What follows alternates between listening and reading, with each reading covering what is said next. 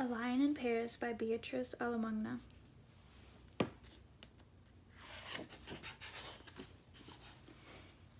He was a big lion, a young, curious, and lonely lion.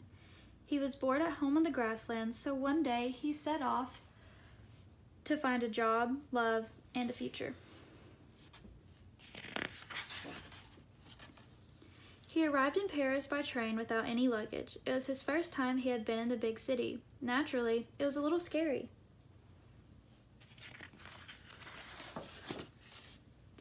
The lion wanted to see if he would terrify anyone. He wondered if people would start screaming, if they would step aside in horror as he passed, or if they would pursue him with rifle shots.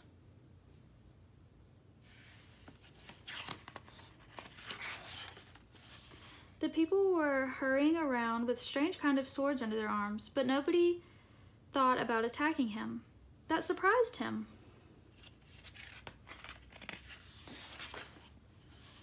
Puzzled, the lion went down into the metro. The people on the platform hardly even glanced at him, so then he roared very loudly to make them turn around and look at him.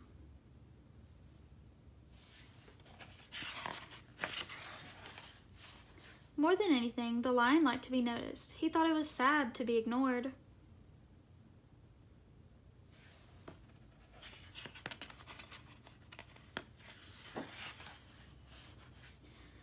When he went into the streets, it started to rain. It made him think of his lovely, sunny grasslands, and he felt sad.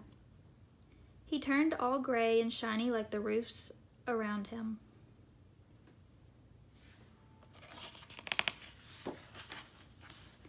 In the middle of the square, he saw a huge factory with workers going up and down a transparent pipe. The sun came out again, making the building explode with 1,000 stars of light. He stood there, gaping at it.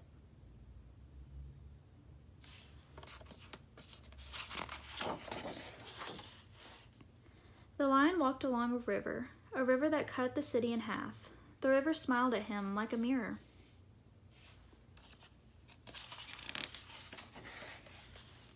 At last, a girl noticed him. Her eyes followed him for a while with a loving, tender look.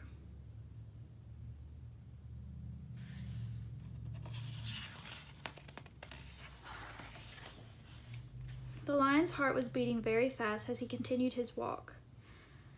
At the top of an endless flight of steps, he saw a white castle. "It looks like a cream cake, doesn't it?" said an old lady, smiling at him. "Grrr," replied the lion. Then they walked down all the steps together.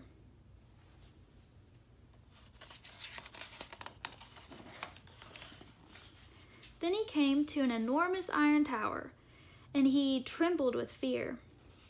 He climbed right into the top, and the people down below looked like ants. He absolutely loved it.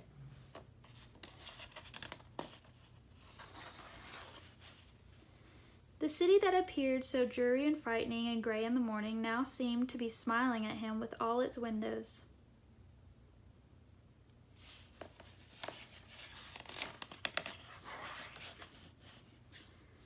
At a big crossroads, he stopped abruptly. There was a beautiful plant standing in front of him. The lion climbed up onto it, put his paws together, and gave a roar of joy. Roar! Then hundreds of cars tooted their horns to welcome him.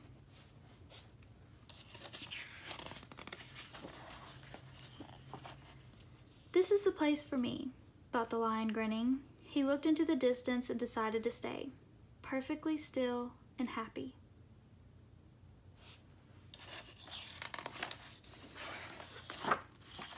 The end.